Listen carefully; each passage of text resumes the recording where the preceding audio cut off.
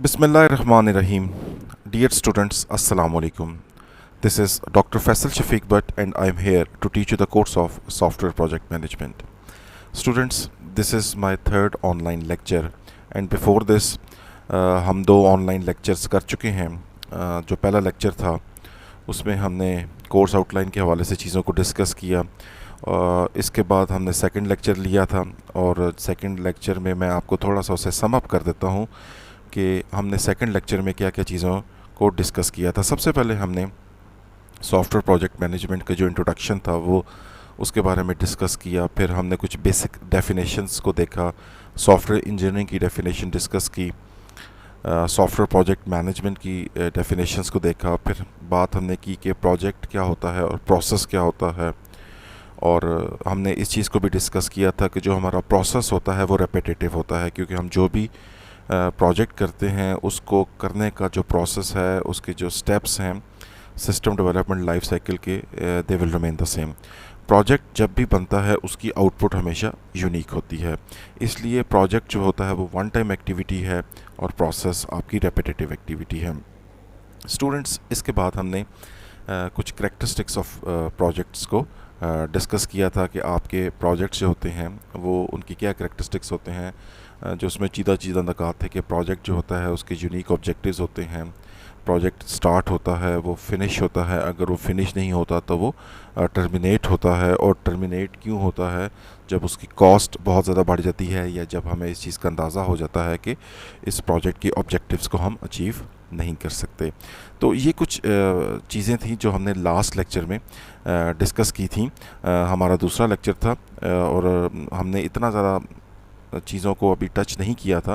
इंशाल्लाह ताला आज वहीं से जहाँ से हमने चीज़ों को दूसरे लेक्चर में छोड़ा था, अपने इस तीसरे लेक्चर में हम उन चीज़ों को आगे लेके चलते हैं. तो डियर स्टूडेंट, स्टार्ट करते हैं आज का जो हमारा जो पहली चीज़ जो आज हमने डिस्कस करनी है. उसमें अगेन हम एक डेफिनेशन देखेंगे. इससे पहले हमने सॉफ्टवेयर प्रोजेक्ट मैनेजमेंट की डेफिनेशन देखी थी. अब हम ज़रा प्रोजेक्ट मैनेजमेंट की डेफिनेशन देखते हैं कि प्रोजेक्ट मैनेजमेंट की क्या डेफिनेशन है. अगर आप इसको रीड आउट करें, मैं आपके लिए रीड आउट करता हूँ. What is project management? Basically project management is the application of knowledge, skills, tools and techniques to project activities in order to meet or exceed customer needs and expectations from a project. अब ये जो definition है ये almost वही definition है जो हमने software project management में पढ़ी थी, लेकिन इसमें कुछ चीज़ें ऐसी हैं जिनको डिस्कस करना बहुत ज़्यादा इम्पॉर्टेंट है. तो मैं वन बाय वन चीज़ों को लेके चलता हूँ. स्टूडेंट्स, एक एक पॉइंट को देखते हैं कि इस डेफिनेशन में क्या कहने की कोशिश की जा रही है. अगर आप देखें, what is project management? Project management is the application. इसका मतलब क्या हुआ कि प्रोजेक्ट मैनेजमेंट एक ऐसी चीज़ है जिसको हम, आपका प्रोजेक्ट मैनेजर उसको अप्लाई करता है. वो आपकी सॉफ्टवेयर की फील्ड भी हो सकती है, वो आपकी सिविल इंजीनियरिंग भी हो सकती है, वो आपकी मैकेनिकल इंजीनियरिंग भी हो सकती है, वो आपकी इलेक्ट्रिकल इंजीनियरिंग भी हो सकती है. इन तमाम इंजीनियरिंग डिसिप्लिन्स में आपके प्रोजेक्ट्स किए जाते हैं और इन तमाम के तमाम इंजीनियरिंग फील्ड्स में जो डिफरेंट प्रोजेक्ट्स किए जाते हैं डेफिनेटली उनके प्रोजेक्ट मैनेजर्स होते हैं. और ये तमाम प्रोजेक्ट मैनेजर्स अपने एरिया के हिसाब से अपनी नॉलेज, ये जो आपके सामने पहला लफ्ज़ है, देखिए अगर हम सॉफ्टवेयर, क्योंकि this course specially design for software project management और सॉफ्टवेयर के हवाले से हमने ही चीज़ों को डिस्कस करना है. तो अगर हम इसमें सॉफ्टवेयर प्रोजेक्ट मैनेजर के हवाले से ही बात करें तो सॉफ्टवेयर प्रोजेक्ट मैनेजर अपनी उस तमाम नॉलेज को जो डेफिनेटली उसने अपनी डिग्री हासिल करते हुए ली है, उसमें जो उसने कोर्सेज़ पढ़े हैं, प्रोग्रामिंग के थ्योरेटिकल कॉन्सेप्चुअल जितने भी उसने कोर्सेज़ पढ़े हैं, वो सारा उसके पास नॉलेज है. फिर उसके बाद वो नॉलेज है जो उसने प्रैक्टिकली सॉफ्टवेयर हाउसेस में डिफरेंट प्रोजेक्ट्स को किया है और वो नॉलेज लिया है. यहाँ पे इस नॉलेज से वो मुराद है. फिर जो उसकी डिफरेंट स्किल्स हैं, वो उसकी मैनेजेरियल स्किल्स भी हो सकती हैं, क्योंकि प्रोजेक्ट मैनेजर उससे चीज़ों को, लोगों को मैनेज करना है. उसकी टेक्निकल स्किल्स भी हो सकती हैं, टूल्स हो सकते हैं. टूल से मुराद जितनी प्रोग्रामिंग टूल्स हैं, अगर हम सॉफ्टवेयर प्रोजेक्ट मैनेजमेंट की बात कर रहे हैं, अगर सिविल इंजीनियरिंग में बात करें वहाँ पे टूल्स डिफरेंट होंगे. मैकेनिकल इंजीनियरिंग की बात करें टूल्स डिफरेंट होंगे, इलेक्ट्रिकल इंजीनियरिंग की बात करें तो वहाँ टूल्स डिफरेंट होंगे, और एंड टेक्निक्स। तो इसका मतलब ये हुआ कि अगर हम किसी भी फील्ड की बात करें और स्पेसिफिकली अगर सॉफ्टवेयर प्रोजेक्ट मैनेजमेंट की फील्ड की बात करें, तो इसका मतलब ये है कि हमारा जो प्रोजेक्ट मैनेजर है वो अपने नॉलेज को, अपनी स्किल्स को, अपनी टूल्स को जो उससे सीखी हैं, अपनी टेक्निक्स को वो अप्लाई करेगा कहाँ पे, प्रोजेक्ट एक्टिविटीज़ के ऊपर। अब प्रोजेक्ट एक्टिविटीज़ से मुराद प्रोजेक्ट की रिक्वायरमेंट्स हैं जो कस्टमर की तरफ से हमें मिली हैं और जिनको कंप्लीट करना हमारी एज एन ऑर्गेनाइजेशन और एज अ प्रोजेक्ट मैनेजर जिसके पास प्रोजेक्ट है उसकी लाइबिलिटी है। उन तमाम प्रोजेक्ट एक्टिविटीज़ को, रिक्वायरमेंट्स को कंप्लीट करना, और वो प्रोजेक्ट की रिक्वायरमेंट्स को हम क्यों कंप्लीट कर रहे हैं, इन ऑर्डर टू मीट और एक्सीड स्टेक होल्डर नीड्स। सबसे पहले मैं आपको बताता हूँ कि स्टेक होल्डर्स कौन होते हैं। नॉर्मली स्टेक होल्डर्स वो लोग होते हैं जिनका प्रोजेक्ट में किसी किस्म का कंसर्न होता है। आगे चल के मैं आपको स्टेक होल्डर्स की कैटेगरीज भी बताऊंगा, लेकिन यहाँ पे एग्जैक्टली जो अभी स्टेक होल्डर का मतलब है वो आपका कस्टमर है, लेकिन customer is not the only stakeholder in the project. इसके अलावा भी स्टेक होल्डर्स होते हैं प्रोजेक्ट में। मैं आगे चल के इसकी डिटेल में जाऊंगा, लेकिन यहाँ पे स्पेसिफिकली मतलब ये है कि इन ऑर्डर टू मीट और एक्सीड स्टेक होल्डर नीड्स, और स्टेक होल्डर्स से मुराद यहाँ पे कस्टमर की नीड्स हैं and expectations from A project. अब यहाँ पे ज़रा एक चीज़ और तलब है, इन ऑर्डर टू मीट हमने कस्टमर की रिक्वायरमेंट्स को या तो पूरा करना है या उसकी रिक्वायरमेंट से बढ़ के काम करना है। उसकी कस्टमर की रिक्वायरमेंट्स या उसकी सोच से हमने एक्सीड करना है। स्टूडेंट्स, यहाँ पे हमें मीट तो समझ आती है कि भाई जो कस्टमर ने रिक्वायरमेंट्स हमें दी हैं हम उसके मुताबिक काम करें। इसका मतलब ये हुआ कि हम अगर फंक्शनल रिक्वायरमेंट्स कंप्लीट कर रहे हैं तो इसका मतलब ये है कि हम उसकी रिक्वायरमेंट्स को मीट कर रहे हैं। लेकिन एक्सीडिंग का मतलब ये है कि अगर हम कुछ ऐसी non functional requirements, I hope you are well aware of functional and non functional requirements because this is the part of software engineering 1। अगर हम सॉफ्टवेयर इंजीनियरिंग 1 की डेफिनेशन के मुताबिक जो नॉन फंक्शनल रिक्वायरमेंट्स हैं कस्टमर की वो भी पूरी करते हैं, और नॉर्मली नॉन फंक्शनल रिक्वायरमेंट्स वो रिक्वायरमेंट्स होती हैं which are not demanded by the customer.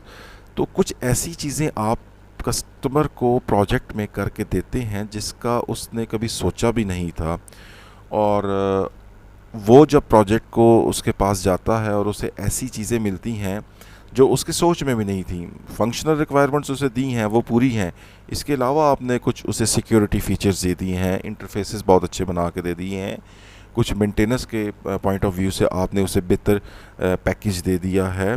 ऐसी तमाम चीज़ें जो कि कस्टमर के वहमो गुमान में भी ना हो और आप उसे वो प्रोवाइड कर दें, this is called exceeding customer stakeholder expectations या कस्टमर की डिमांड से बढ़ के काम करना। और स्टूडेंट्स, ये क्यों ज़रूरी है आजकल कि स्टूडेंट्स ये इसलिए ज़रूरी है कि आप आजकल मार्केट में कंपटीशन इतना ज़्यादा है कि जब तक आप एक्सीड नहीं करेंगे कस्टमर की एक्सपेक्टेशंस को, आपके पास बिजनेस नहीं आएगा। एक्सक्यूज़ मी, मैं आपको इसकी एक एग्ज़ाम्पल देता हूँ। देखिए, आजकल जितनी मोबाइल फ़ोन बनाने वाली कंपनीज़ हैं, ये आपको ऐसी ऐसी चीज़ें बना के देती हैं कि जब उनका हैंडसेट आपके हाथ में आता है तो आप बहुत ज़्यादा खुश होते हैं, और आपके वहमो गुमान में भी नहीं होता कि अच्छा, मोबाइल के अंदर ये फ़ीचर भी हो सकता था, अभी आपने सोचा भी नहीं था। वजह ये है कि इतना ज़्यादा कंपटीशन है कि जब तक कंपनीज़ कोई ऐसा इनोवेटिव काम नहीं करेंगी उनकी प्रोडक्ट आप नहीं ख़रीदेंगे। Just take the example of Samsung. आज से 10 साल पहले देख लें सैमसंग क्या दे रहा था और आज वो आपको क्या फ़ीचर्स दे रहा है अपने हैंडसेट्स में। शायद अभी सैमसंग या दूसरी जो कंपनीज़ हैं वो अगले 5 साल में जो उन्हें प्रोडक्ट्स लॉन्च करनी हैं उसके बारे में प्लान कर रही होंगे और उस बारे में सोच रहे होंगे कि हमने क्या फ़ीचर्स देने हैं, लेकिन वो हमें नहीं पता कि वो क्या देना चाह रहे हैं अगले 5 साल में फ़ीचर्स। तो और अगले 5 साल के बाद जो उनकी डिवाइसेस हमारे हाथ में होंगी शायद उनमें कोई ऐसी चीज़ें हो जो कि हमने शायद ज़िंदगी में ना सोची हैं। तो this is called exceeding stakeholder needs, और जो कंपनी जितनी ज़्यादा एक्सीड करती है वो कंपनीज उतनी ही ज़्यादा अपना मार्केट में शेयर लेके जाती हैं। ओके, अगली चीज़ को देखते हैं। Meeting stakeholder needs and expectations involve balancing challenging demands among scope, time, cost and quality. This is important जनाब। जो हम कस्टमर की स्टेक होल्डर्स की, कस्टमर्स की एक्सपेक्टेशंस को जब हम पूरा करते हैं या पूरा करना चाहते हैं या उसकी एक्सपेक्टेशंस से बढ़ के काम करना चाहते हैं, तो this involves challenging demands among scope. अब ये आप देखें कि दिस बिकम्स ए चैलेंज कि आपने कस्टमर की एक्सपेक्टेशंस के मुताबिक काम करना है या उसकी एक्सपेक्टेशंस से बढ़ के काम करना है, तो this becomes challenge among scope. Scope का मतलब ये है कि जो रिक्वायरमेंट्स आप कस्टमर ने आपको दी हैं, अब वो आपके लिए चैलेंज है कि उस स्कोप को आपने हर हालत में पूरा करना है या उस स्कोप से बढ़ के काम करना है, विद इन टाइम काम करना है। ये ना हो कि आपने एक चीज़ कहा जी कि मैं जनवरी 2021 में आपको ये चीज़ दे दूंगा और वो आप इस काबिल ही नहीं हुए कि जनवरी 2021 में उस चीज़ को लॉन्च कर सकें मार्केट में। तो you need to work within time, you need to work within cost. Cost इतनी ज़्यादा ना बढ़ जाए कि जनाब लोग सोचें कि इस चीज़ को हमें लेना चाहिए कि नहीं लेना चाहिए। इसका मतलब ये है कि कॉस्ट फैक्टर भी एक बहुत इम्पॉर्टेंट चीज़ है आपके प्रोजेक्ट मैनेजमेंट में। आपकी प्रोजेक्ट मैनेजमेंट के नतीजे में जो प्रोडक्ट मार्केट में आ रही है, वो आपका टारगेट, आप किसको टारगेट कर रहे हैं? आप हाई क्लास को टारगेट कर रहे हैं, हाई क्लास से मेरी मुराद अमीर लोगों को टारगेट कर रहे हैं, या ऐसे लोगों को टारगेट कर रहे हैं जो मिडिल क्लास के हैं, लोअर मिडिल क्लास के हैं? इस चीज़ को आपको अपने दिमाग में रखना है। अगेन मैं आपको सैमसंग की एग्जांपल दूंगा कि सैमसंग शायद 2 लाख का भी सेट बना रहा है, सैमसंग शायद 25-30 हज़ार वाला सेट भी बना रहा है। तो देख लें, दोनों सेट्स जो हैं उसमें डेफिनेटली क्वालिटी फ़ीचर्स होंगे, 30 हज़ार वाले में भी और 2 लाख में भी।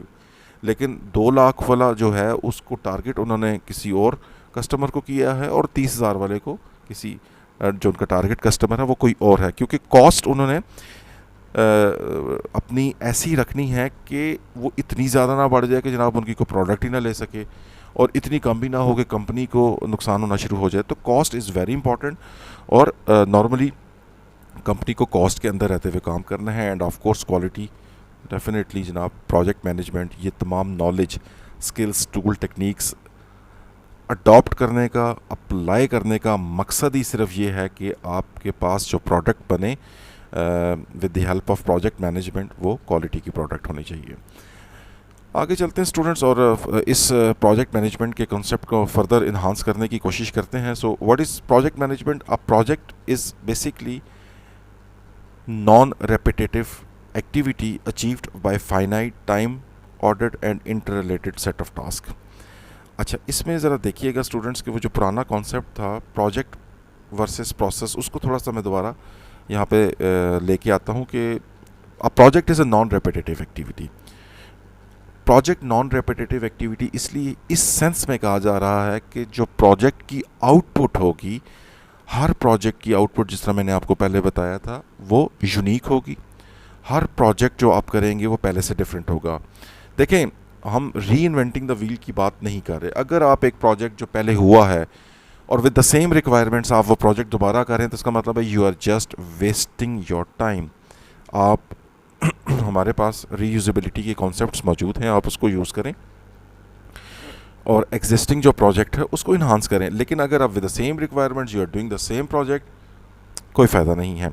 सो दैट्स वाई ये कहा जाता है कि a project is a non repetitive activity. Project की आउटपुट हमेशा डिफरेंट होती है। हाँ, प्रोसेस जो होता है उस प्रोजेक्ट को करने का, जो सिस्टम डेवलपमेंट लाइफ साइकिल के स्टेप्स है, एनालिसिस हो गया, डिज़ाइन हो गया, कोडिंग हो गई, टेस्टिंग होगी, इनके स्टेप्स तमाम प्रोजेक्ट्स के लिए सेम रहते हैं। इसलिए हम कहते हैं कि जो हमारा जो प्रोसेस होता है वो रेपिटेटिव होता है, लेकिन जो हमारा प्रोजेक्ट है वो नॉन रेपिटेटिव है, वन टाइम एक्टिविटी है, और हर प्रोजेक्ट को हम अचीव करते हैं by finite time ordered and interrelated set of task. एक ख़ास टाइम के अंदर देखें, मैंने आपको पहले भी बताया था कि कोई प्रोजेक्ट ऐसा नहीं होता जो शुरू हो और कभी ख़त्म ही ना हो। प्रोजेक्ट्स शुरू होते हैं, ख़त्म हो जाते हैं, अगर ख़त्म नहीं हो रहे ड्यू टू एनी रीजंस वो टर्मिनेट हो जाते हैं। टर्मिनेशन की वजह भी आपको बताई थी। तो इसलिए आपके प्रोजेक्ट्स फाइनाइट होते हैं, हाँ, ये हो सकता है कि प्रोजेक्ट छोटा हो, दरमियानी रेंज का हो या बहुत बड़ा हो, 6 महीने का हो, 2 साल का हो, 5 साल का हो, लेकिन वो होता फाइनाइट है, उसकी रिक्वायरमेंट्स फाइनाइट होती हैं, इनफिनिट कोई चीज़ नहीं होती जनाब। प्रोजेक्ट को हम कंप्लीट करते हैं टाइम ऑर्डर्ड, जो हमें टाइम दिया गया है कोशिश करते हैं उस टाइम के अंदर कंप्लीट किया जाए, और करना भी चाहिए। और हर प्रोजेक्ट में inter related set of task होते हैं, हर प्रोजेक्ट में डिफरेंट सेट ऑफ टास्क होते हैं, और चूंकि वो एक प्रोजेक्ट से रिलेटेड टास्क होते हैं तो वो आपस में इंटर रिलेटेड होते हैं कि आप प्रोजेक्ट का एक काम कंप्लीट करेंगे तो उसके बाद आप इस काबिल होंगे कि आप दूसरा काम कर सकें। अगर आप जब तक एनालिसिस नहीं कर लेते तो आप डिज़ाइन नहीं कर सकते, जब तक आप डिज़ाइन नहीं कर सकते तो कोड नहीं करेंगे आप। इसका मतलब ये है कि अगर आपकी डिज़ाइनिंग फ़ेज़ लेट हो गई है तो डेफिनेटली आपकी कोडिंग फ़ेज़ भी लेट हो जाएगी। तो इसका मतलब ये हुआ कि प्रोजेक्ट में जितने टास्क होते हैं वो आपस में एक दूसरे के साथ रिलेटेड होते हैं। ये तमाम काम जो हम करते हैं प्रोजेक्ट में, इसका नतीजा क्या है? The activity is the project.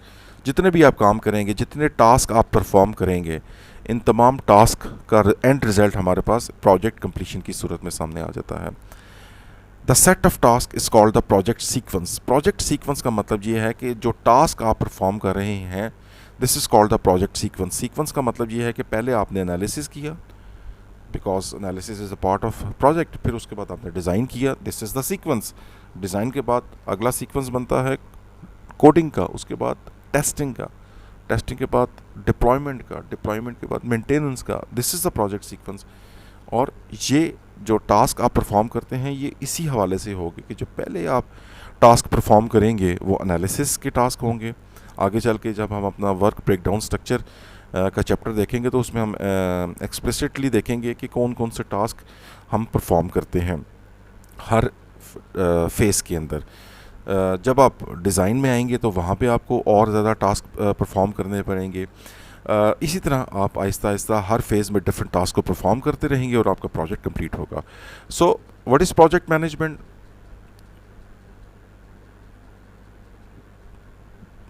What is project management? Project management is the identification of task and the management of their sequence. इसका मतलब ये है कि अगर हम एक प्रोजेक्ट मैनेजमेंट को बिल्कुल एक रिड्यूस्ड डेफिनेशन, या जिसको कहते हैं ना कि दरिया को कूजे में बंद करने की मैं कोशिश करूं कि व्हाट इज़ प्रोजेक्ट मैनेजमेंट, तो project management is the identification of task and the management of their sequence.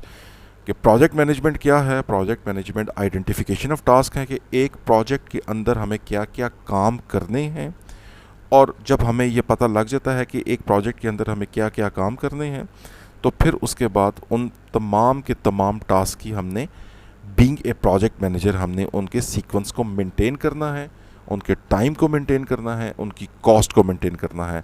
लेकिन remember, this identification of task के लिए दिस इज़ वेरी इंपॉर्टेंट, जो मैंने आपको पहले डेफिनेशन प्रोजेक्ट मैनेजमेंट के हवाले से बताई है कि application of knowledge, skills, tools and techniques. ये जब तक आपके पास नॉलेज नहीं होगा, स्किल्स नहीं होगी, टूल नहीं होगा, टेक्निक नहीं होगा, आप ये आइडेंटिफिकेशन ऑफ टास्क वाला काम नहीं कर सकते।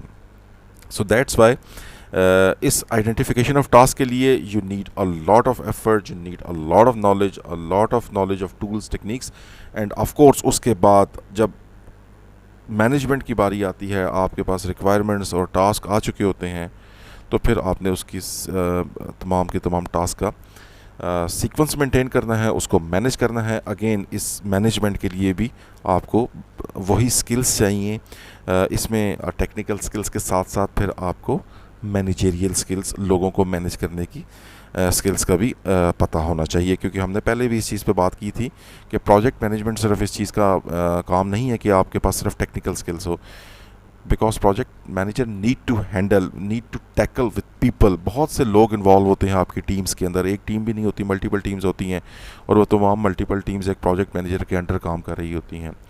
तो प्रोजेक्ट मैनेजर को लोगों को हैंडल करना भी आना चाहिए। सो जो management side of project manager है वो भी बहुत ज़्यादा ज़रूरी है, along with the technical side. आगे चलते हैं, आगे जो हमारे पास एक नया टॉपिक स्टार्ट हो रहा है, what is project, programme, task and work packages. Basically students मैं आपको बता दूं कि ये यहाँ पे इस चीज़ को देने का मकसद क्या है। यहाँ पे मकसद सिर्फ ये है कि हम देखें, प्रोजेक्ट्स होते हैं, प्रोजेक्ट्स को हम ब्रेक डाउन करते हैं टास्क में। फिर टास्क को हम फर्दर ब्रेक डाउन करते हैं सब टास्क में, फिर सब टास्क को फर्दर ब्रेक डाउन करते हैं सब सब टास्क में। इनको कितना ब्रेक डाउन किया जाना चाहिए? देखें, there is no exact definition कि हम कितना ब्रेक डाउन करें, लेकिन एक रूल ऑफ थंब मैं आपको बताता हूँ कि प्रोजेक्ट्स, बड़े प्रोजेक्ट्स को हम छोटे टास्क में, सब टास्क में, सब सब टास्क में डिवाइड करने का मकसद सिर्फ ये होता है कि आपके पास जो प्रोजेक्ट में जितने टीम मेंबर्स हैं उन तमाम के तमाम लोगों के पास कोई ना कोई काम मौजूद होना चाहिए, क्योंकि हर बंदा टीम के अंदर है तो उसके पास कोई ना कोई काम होगा और वो उस काम का आंसरेबल होगा। देखें, ऐसा नहीं होगा कि मैं कहूँ जी कि ये 5 बंदे हैं और ये 5 बंदे एनालिसिस का काम करेंगे। मैंने देखें सिर्फ 5 बंदों को एनालिसिस का काम कर दिया, इंडिविजुअल रिस्पॉन्सिबिलिटी किसी की भी नहीं लगाई। अब होगा क्या कि जब at the end of the day काम नहीं हुआ, who will be the responsible? किसकी रिस्पॉन्सिबिलिटी आप फिक्स करेंगे? क्योंकि आपने तो 5 बंदों की रिस्पॉन्सिबिलिटी लगाई थी, उसमें हो सकता है कि 2 ने काम किया हो, 3 ने काम ना किया हो।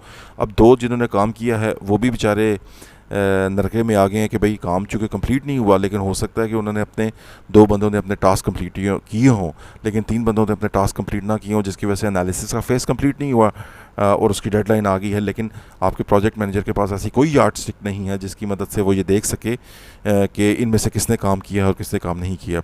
तो इन चीज़ों से बचने के लिए जो चीज़ें डिफ़ाइन की गई हैं प्रोजेक्ट मैनेजमेंट में, वो हम टास्क को, बड़े टास्क को छोटे टास्क में, छोटे टास्क को सब टास्क में, फिर सब सब टास्क में तोड़ते हैं। मकसद सिर्फ़ और सिर्फ ये है कि प्रोजेक्ट के अंदर हर बंदे के पास काम हो और वो सिर्फ उसी काम का रिस्पॉन्सिबल है। अगर मेरे पास एक काम है कि मैंने एनालिसिस में क्वेश्चनर्स डिज़ाइन करने हैं, या मेरे पास एनालिसिस के अंदर ये काम है कि मैंने जाके कस्टमर के साथ मीटिंग्स करनी हैं, या मेरे पास ये काम है कि मैं डॉक्यूमेंटेशन का इंचार्ज हूँ, तो फिर देखें हर बंदा अपने काम के हवाले से लाइबल है, रिस्पॉन्सिबल है। अगर क्वेश्चनर डिज़ाइन नहीं होते तो जिसने SRS लिखनी है he she will not be responsible. अगर कस्टमर के साथ मीटिंग करनी है और उन मीटिंग्स के बाद आपने रिक्वायरमेंट्स लेके आनी है, वो काम डेडलाइन पे कंप्लीट नहीं होता, तो SRS लिखने वाला रिस्पॉन्सिबल नहीं है, क्वेश्चनर्स डिज़ाइन करने वाला रिस्पॉन्सिबल नहीं है। तो इसीलिए हम चीज़ों को ब्रेक डाउन करते हैं ताकि इस चीज़ का तयन हो सके कि हर बंदा अपना काम कर सकता है। देखें, इस्लाम हमारा मज़हब है अल्हम्दुलिल्लाह, और इस्लाम के अंदर भी सज़ा और जज़ा का कॉन्सेप्ट मौजूद है।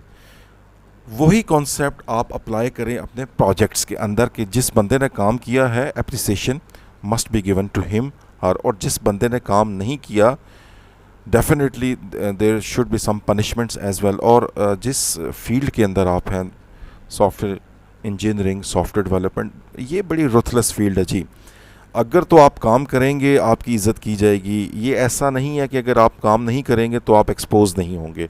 आप within 1 week, 10 days, 1 month में एक्सपोज हो जाएंगे और अनफॉर्चुनेटली फिर आपके लिए बड़े नेगेटिव कॉन्सिक्वेंसेस होना शुरू हो जाएंगे। ये ऐसी फील्ड है कंप्यूटर साइंस जिसमें आपको काम आता है, आप आगे जाएंगे। अगर आपको काम नहीं आता तो इट्स बेटर कि आप किसी और फील्ड को चूज़ कर दें, क्योंकि आप यहाँ पे फ़ौरन एक्सपोज हो जाएंगे। टास्क में हम इस जो मैंने सारा मकसद बताया, आई होप आपको इन चीज़ों की समझ आई होगी। अब मैं थोड़ी सी ये जो स्लाइड के ऊपर चीज़ें लिखी हुई हैं उसके हवाले से आपको बता दूं। यहाँ पे हम बात कर रहे हैं दिस इज़ प्रोग्राम मैनेजमेंट, और नीचे जी जो चीज़ें लिखी हुई हैं दिस इज़ प्रोजेक्ट मैनेजमेंट।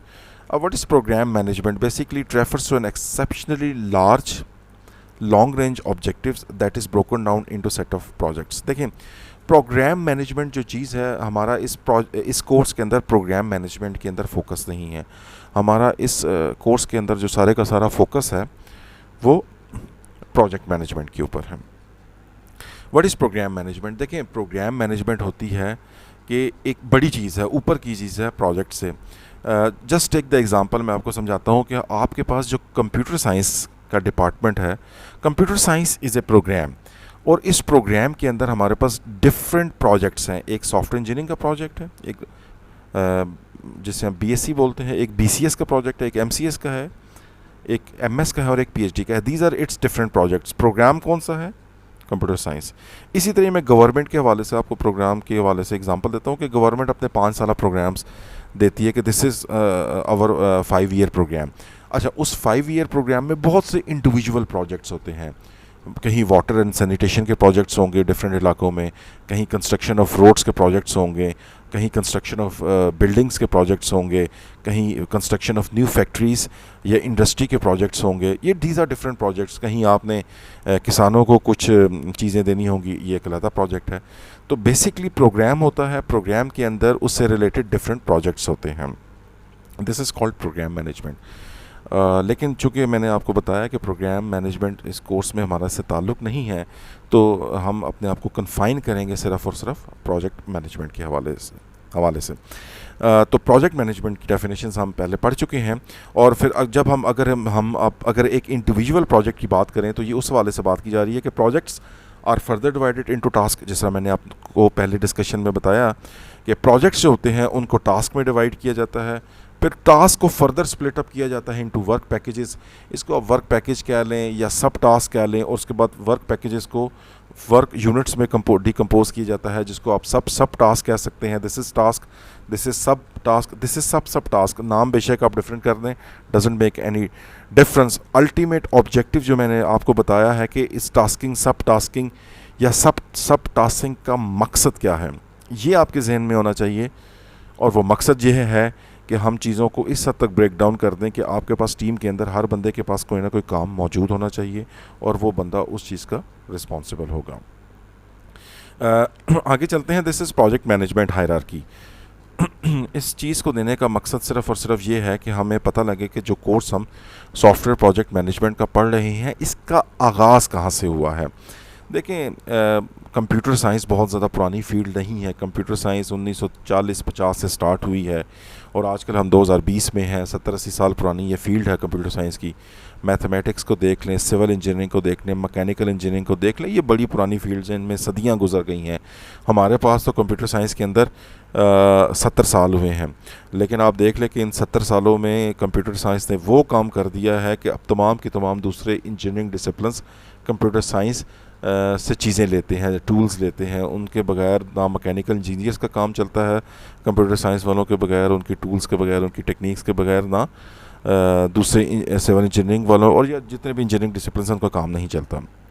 लेकिन मुझे यहाँ पे आपको बताना ये है कि आपके पास सॉफ्टवेयर प्रोजेक्ट मैनेजमेंट का जो कोर्स है, ये यहाँ तक हम कैसे पहुँचे हैं, इससे पहले क्या क्या चीज़ें थी। तो at the top you can see, सबसे पहले जो हमारे पास चीज़ें मौजूद थी वो लीडरशिप के हमारे पास कॉन्सेप्ट्स मौजूद थे।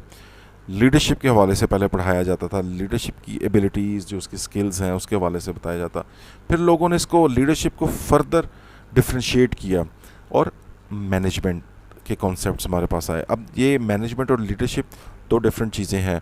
आई एम प्रीटी होपफुल कि आपने एक कोर्स पढ़ा होगा मैनेजमेंट का अपने पहले दूसरे सेमेस्टर में, और वहाँ पे आपने लीडरशिप के कॉन्सेप्ट्स भी पढ़े होंगे और वहाँ पे आपने मैनेजमेंट के कॉन्सेप्ट्स पढ़े होंगे, और वहाँ पे आपने देखा होगा कि लीडरशिप इज़ समथिंग डिफरेंट और मैनेजमेंट इज़ समथिंग डिफरेंट। इन दोनों में फ़र्क मौजूद है।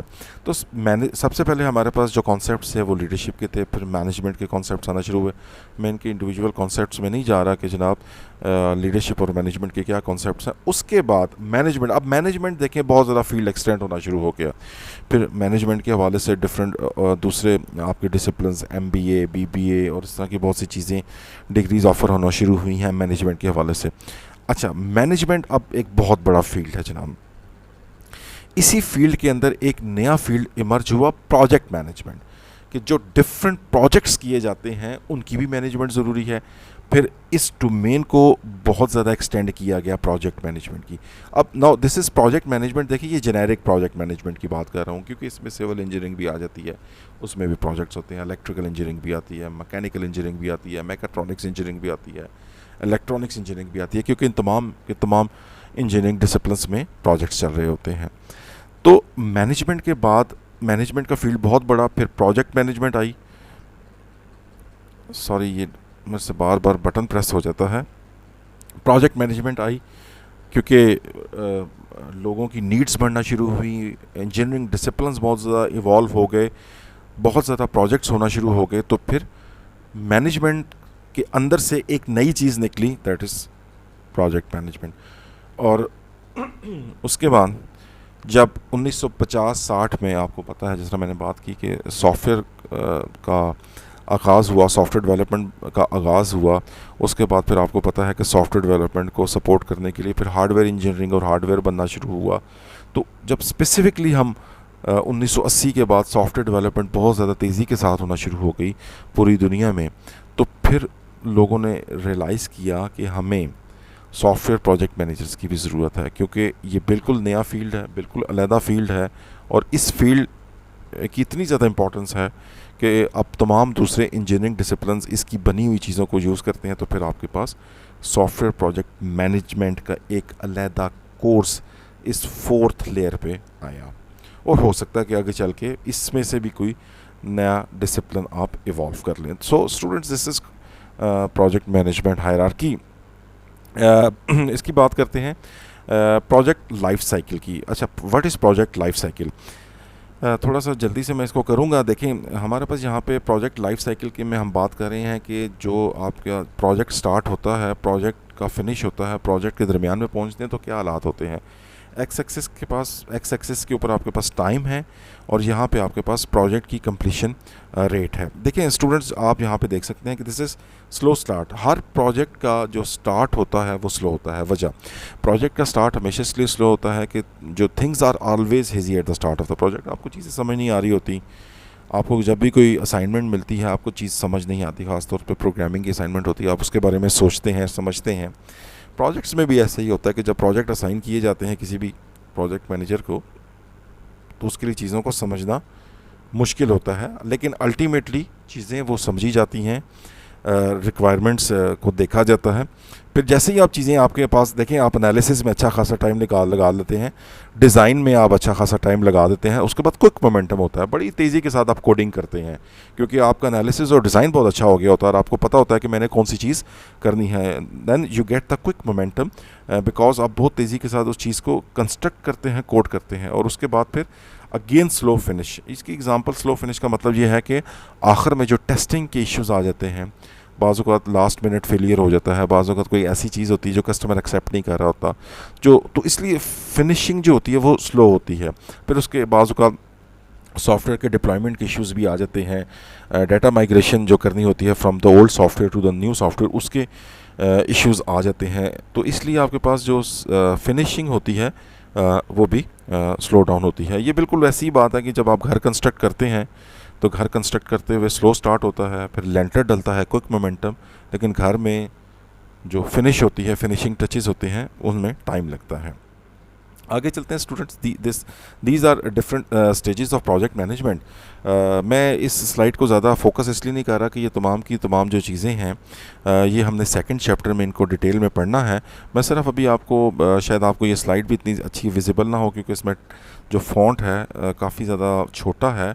मैं बस स्लाइड की इंपॉर्टेंस को आपको बता देता हूँ, उसके बाद इंशाल्लाह ताला इस स्लाइड में जितनी चीज़ें हैं इनको वन बाय वन आगे चल के हमने पढ़ना है।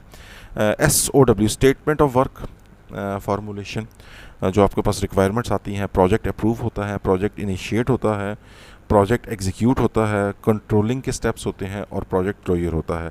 इन तमाम फेजेस में आप कुछ ना कुछ एक्टिविटीज़, या आप देख रहे हैं लिखी हुई एक्टिविटीज़ परफॉर्म करते हैं।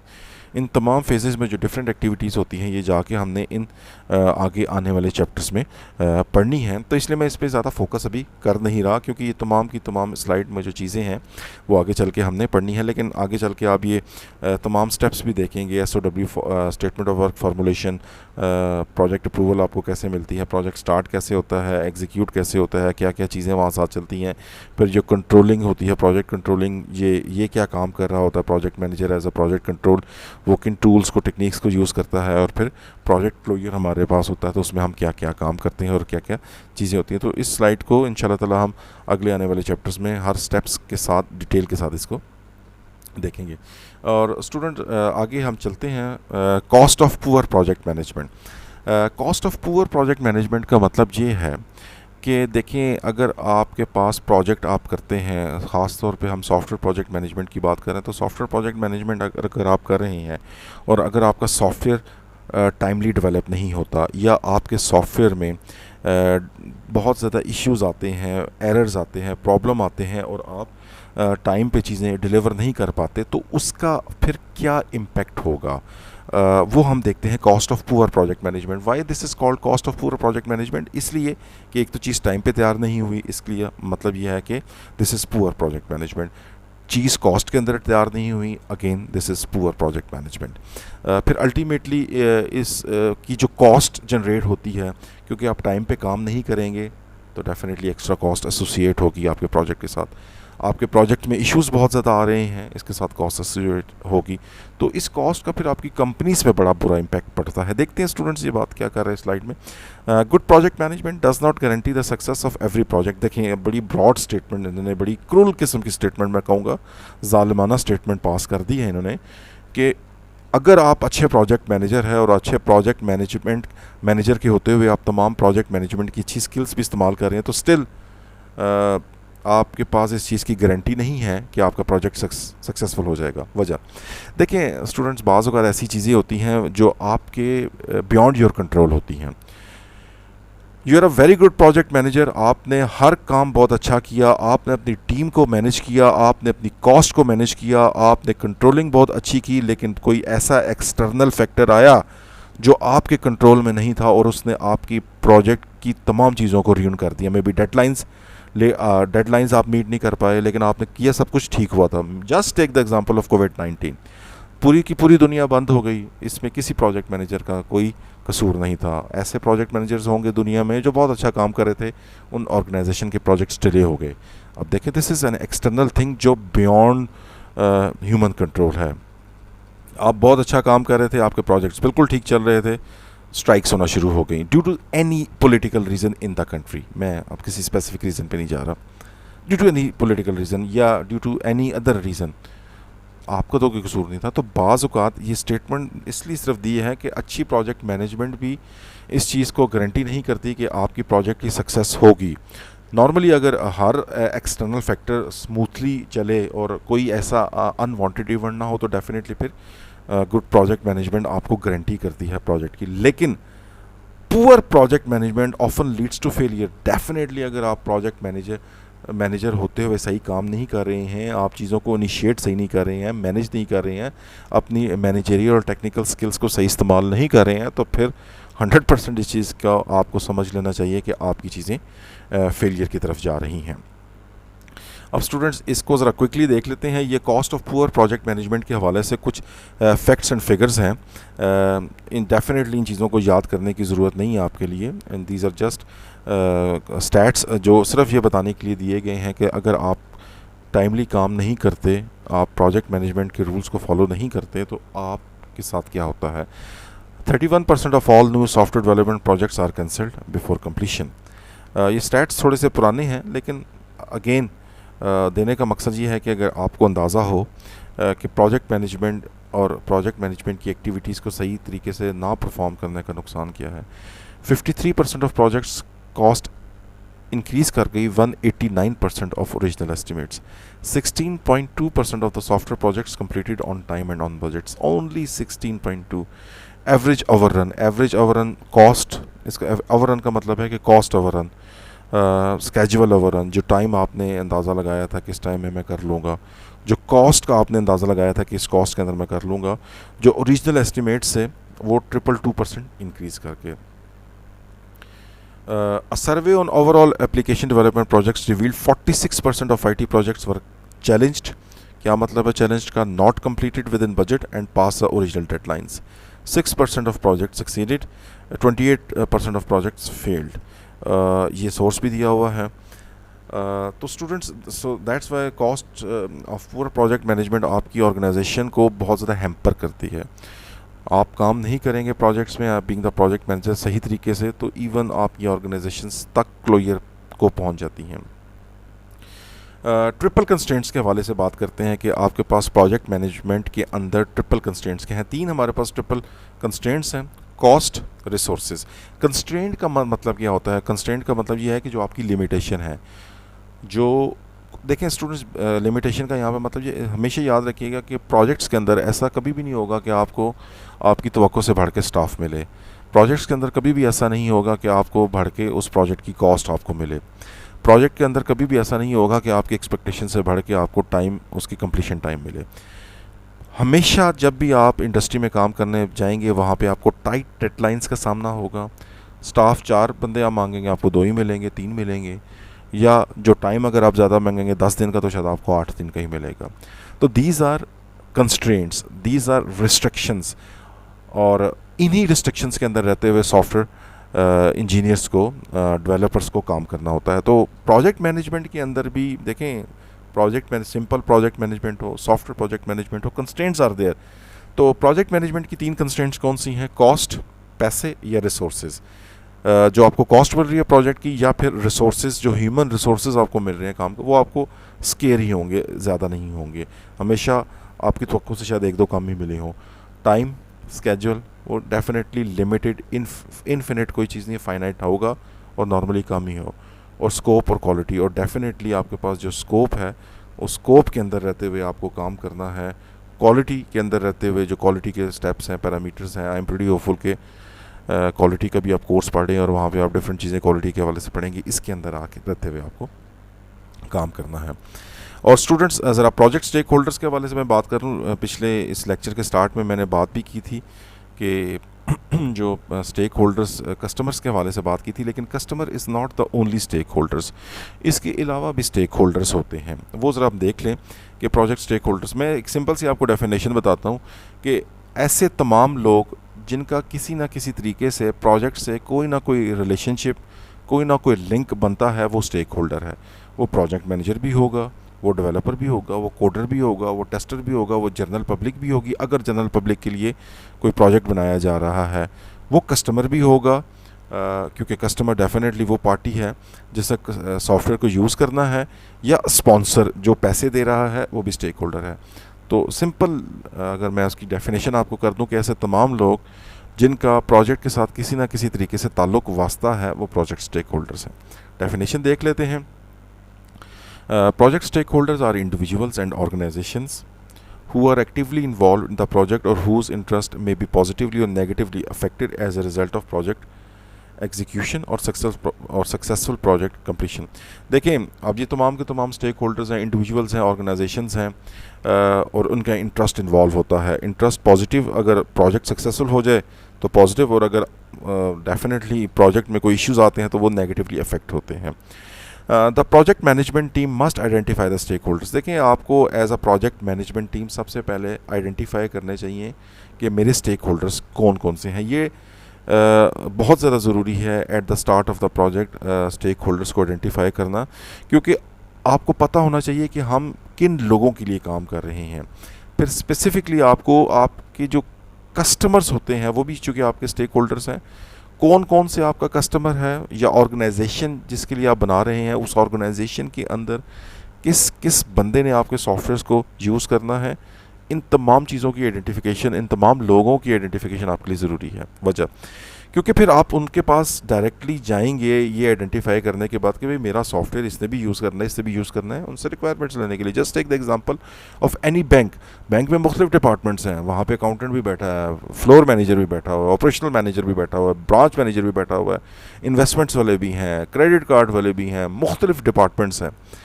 अब आपको पता होना चाहिए, आपको आइडेंटिफाई करना चाहिए। ये कुछ डिपार्टमेंट्स मैंने और कुछ लोग जिस तरह मैंने आइडेंटिफाई किए। तो आप किसी भी ऑर्गेनाइजेशन में जब प्रोजेक्ट करने जाते हैं तो आपको सबसे पहले वहाँ पे कस्टमर्स के वाले से जो स्टेक होल्डर्स हैं उनको आइडेंटिफाई करना है कि भाई these are the stakeholders, मुझे इन इन लोगों के पास जाना है क्योंकि मेरा प्रोजेक्ट इन लोगों ने यूज़ करना है, मुझे इन लोगों के पास जाना है, इन लोगों के पास जाके मैंने रिक्वायरमेंट्स लेनी है। That's why identification of stakeholder is essential part of your project management.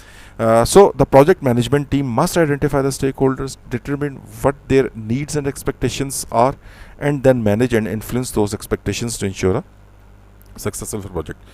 तो आपको पता होना चाहिए, उनकी डिटरमिन करें उनकी क्या रिक्वायरमेंट्स हैं, फिर उन रिक्वायरमेंट्स के मुताबिक काम करें, उनकी एक्सपेक्टेशंस के मुताबिक काम करें ताकि आप सक्सेसफुल प्रोजेक्ट बना सकें। और स्टूडेंट्स, ये आपके पास की स्टेक होल्डर्स होते हैं। Project manager, the individual responsible for managing the project, customer definitely जिसके बिहाफ पे ऑर्गेनाइजेशन काम कर रही होती है, या जो आपको पैसे दे रहा होता है, या जिसने सॉफ्टवेयर यूज़ करना होता है उसने खुद करना है या उसकी ऑर्गेनाइजेशन के लोगों ने करना है।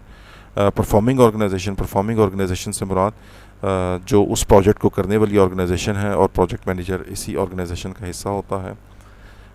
फिर इसके अलावा और भी स्टेक होल्डर्स हो सकते हैं, मे बी जनरल पब्लिक, अगर कोई ऐसा प्रोजेक्ट है जो जनरल पब्लिक के लिए बनाया जा रहा है। इसके अलावा परफॉर्मिंग ऑर्गेनाइजेशन के अंदर जितने भी लोग हैं, मैंने जिस तरह आपको पहले बताया कि कोडर्स हैं, टेस्टर्स हैं, वो तमाम के तमाम एक प्रोजेक्ट के स्टेक होल्डर्स होते हैं। तो students, this is the end of third lecture. I hope आपको चीज़ें समझ आई होंगी।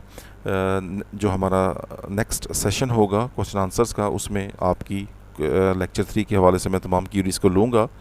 और मेरी आपसे रिक्वेस्ट है कि जो क्वेश्चन आंसर सेशन होता है उसमें आने से पहले काइंडली लेक्चर लाजमी पढ़ के आया करें, क्योंकि जब तक आप इन लेक्चर्स की वीडियोस को नहीं देखेंगे, मकसद इन वीडियोस को अपलोड करने का यही है कि आपके पास रिकॉर्ड रहे। कोई चीज़ अगर आपको समझ नहीं आ रही है उसको आप लिखें और उस क्वेश्चन आंसर सेशन में पूछें। लेकिन अगर आप उसको देखे बगैर आ रहे हैं तो फिर इम्पॉसिबल हो जाएगा आपके लिए लेक्चर समझना। और दूसरी ये बात भी मैं आपको बताता चलूँ आपके पेपर्स के हवाले से, दिस इज़ जनरल डिस्कशन, कि मैं जो आपको पेपर दूंगा सेशनल 1, सेशनल 2, क्विज़ेस, वो देखें, वो उसमें कोई रटे वाली चीज़ नहीं होगी, उसमें तमाम के तमाम कॉन्सेप्चुअल चीज़ें होगी। और मैं बेसिकली आपकी मेमोरी को टेस्ट नहीं कर रहा, क्योंकि मेमोरी तो कंप्यूटर की भी बहुत ज़्यादा तेज़ है। तो अब मैं आपकी ये चीज़ नहीं चेक कर रहा कि आप कितना रट्टा लगा लेते हैं, क्योंकि चीज़ें अगर महफूज करनी है तो वो आपके दिमाग में एज कॉन्सेप्ट सेव होनी चाहिए। तो मैं जो पेपर दूंगा, मैं आपको क्विज़ेस भी अभी कुछ दिन बाद आपको जब आएगा तो उससे आपको अंदाज़ा होना शुरू हो जाएगा कि आपके सेशंस कैसे होंगे। वो तमाम की तमाम जो चीज़ें हैं वो कंसेप्चुअल होंगी। जो चीज़ मैं आपको पढ़ा रहा हूँ होगी इसी में से, लेकिन कॉन्सेप्ट्स के हवाले से होगी। सो जिन लोगों ने लेक्चर सुने हैं, क्वेश्चन आंसर सेशंस अटेंड किए हैं, उनके लिए उन कॉन्सेप्ट्स को समझना कोई मसला नहीं होगा और इंशाल्लाह ताला वो पेपर बहुत इजीली कर लेंगे। लेकिन अगर आप रट्टे की तरफ जाएंगे तो आई एम सॉरी, शायद आप पेपर अटैम्प्ट ना कर सकें, ना असाइनमेंट को जिसको आप अटैम्प्ट कर सकें। तो स्टूडेंट्स, इसके साथ मैं इस लेक्चर को ख़त्म करता हूँ। इंशाल्लाह ताला मैं चौथे लेक्चर के साथ आपकी खिदमत में दोबारा हाज़िर होऊंगा। फ़ी अमान अल्लाह।